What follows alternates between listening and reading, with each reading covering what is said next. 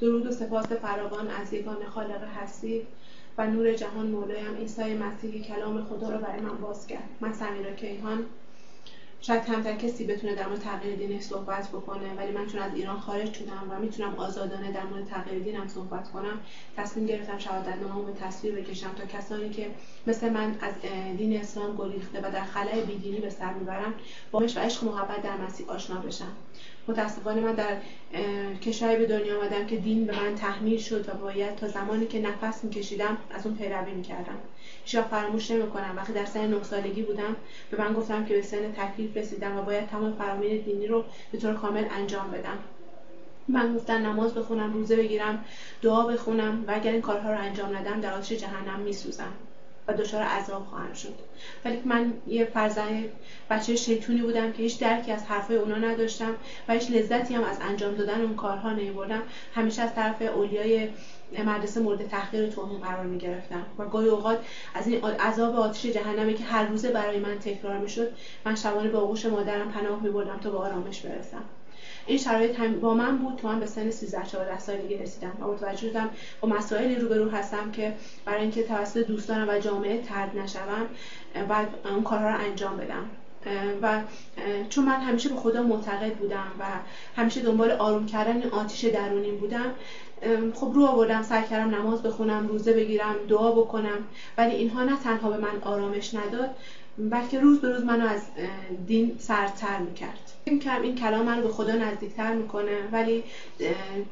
چون هیچ درکی از این کلام نداشتم نه تنها منو به خدا نزدیکتر نکرد بلکه روز به روز منو دورتر کرد، چون که هرچی بزرگتر میشدم و با مسائل جامعه بیشتر آشنا میشدم، وقتی میدیدم یه آدمی رو به خاطر اشتباهش به دار میآویزنن، با نام خدا و الله اعدامش میکنن، شلاقش میزنن، همیشه اینها همه دست به دست هم داد و برای من از اسلام از دینم یک کابوس ساخت. من همیشه در پی پیدا کردن خدایی بودم که بهم از طریق اون به من آرامش بده، تا اینکه دین مسیحیت به من بشارت داده شد.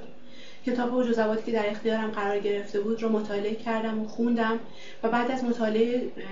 از چند ماه مطالعه کم کم بهش ایمان آوردم. بعد از این فرزند من دچار تشنج شد، طوری که من تا زمانی که اون رو بخوام به بیمارستان برسونم تشنجش چندین بار تکرار شد و با مدت‌های طولانی. وقتی با پزشک معالجش صحبت کردم به من گفتن که قطعاً عارضه و مشکل مغزی برای فرزند شما ایجاد شده. این موقع بود که به مسیح پناه بردم و ازش خواستم که توی این شرایط سخت کمکم کنه و فرزند منو سالم بهم برگردونه. که وقتی فرزندم مورد MRI و نوار مغزی قرار گرفت،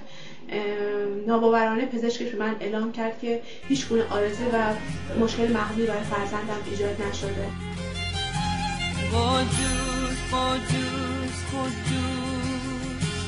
خداوند خدای قادر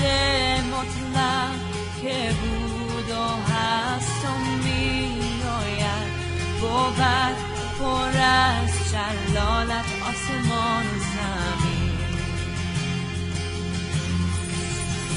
سزاوار سزاوار سزاوار سزاوار برای خدا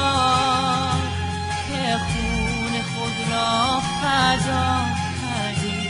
از همه غم‌های جهان مردم را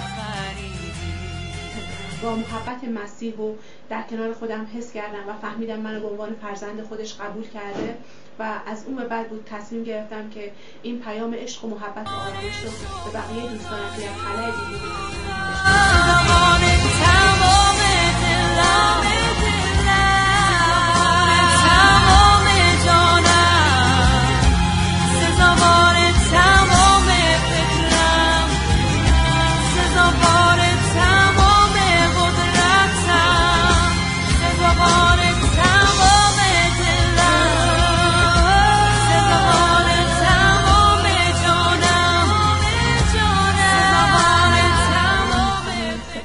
خدا، پدر خداوند ما عیسی مسیح، پدری مهربان و منبع آرامش، او ما را در تمام سختی‌ها و زحمت‌ها آسودگی بخشید تا ما بتوانیم با استفاده از همون آرامشی که به ما عطا فرمود کسانی را که به انواع سختی‌ها گرفتار هستند آسودگی بخشید. و در آخر از مولایمان عیسی مسیح می‌خواهم که قلب تک تک شما را لمس کنم و شما